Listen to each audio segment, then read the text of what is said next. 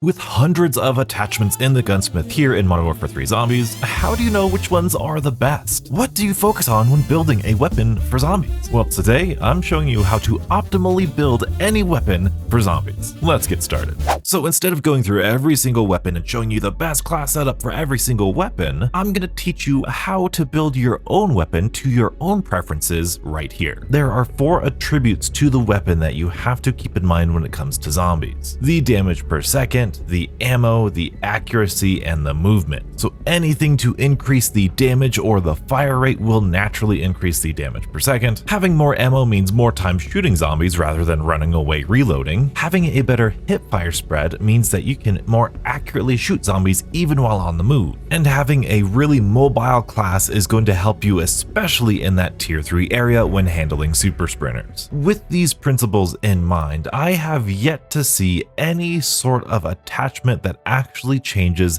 the real raw damage number. There are barrels that change the effective range of the weapon, but in zombies, if you ask me, they're always really close to you, so this effective range is effectively pointless. And unfortunately, for most weapons, there doesn't seem to be any sort of attachment that really changes the rate of fire. However, pistols and sniper rifles specifically tend to have trigger actions or bolt actions that you can change to increase that fire rate pretty substantially in some cases too. So let's take this base beef for example here. Now, the first thing I notice about this is going to be the pathetic 20 rounds per mag. So I want to change that immediately. So we go into magazine. This is a really easy one. We just slap on the 45 round mag, right? Well, if you look right here, we have a show details button. It's going to be different for you, but it's one for me. I hit that and we can see the negative effects that this 45 round mag has on the base B, as well as the 30 round mag. You can see how it's significantly less with the 30 round and a lot more with the 40 round. But if you look at the actual numbers, the base like sprint speed and tactical speed 5.5, 6.9, not great. And then this slows it down just 0.2 more. So honestly, I'm okay with making that trade-off. Another very important thing throughout this entire process is utilizing the firing range. Having a firing range is so great, even though it's a little bare bones, it's great so you can see the specifics of what you're changing in real time. Because next we're going to be dealing with this hip fire, so you can kind of see just how big this hip fire is. Even from this short distance, it's not looking too accurate. So all I do is go to an attachment, go to the attachments, show details, and I look at what I'm trying to change. I'm trying to change this maximum hip fire spread. I don't really care what this minimum is because as I'm shooting and moving, the maximum is going to be the one that I care about. Also, this tactical stance spread is going to be nice in the future, but one usually solves the other with the attachments that you use. And so what I do is I usually just hover over and I just go on over. We can see we have 10% here for that maximum hip fire spread. We just keep moving along, another 10%. Ooh, 15%. That's our front runner right now.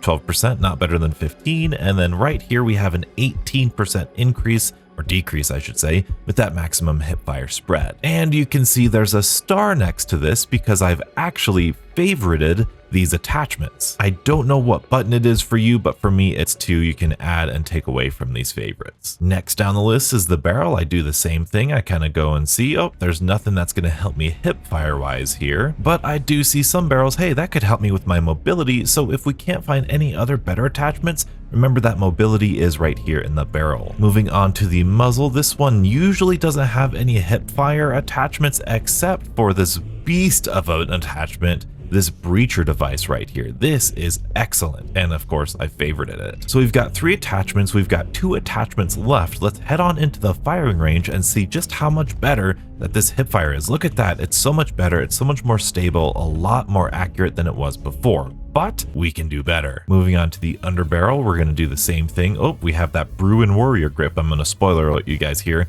That's my favorite one for zombies. Look at that 40% decrease here. This tactical vertical grip does really good job too, 32%. And this groove shot grip also is really good. But I like this one because it also reduces the regular recoil, which I sometimes use. So I usually go with the Bruin Warrior grip. Bruin Warrior grip.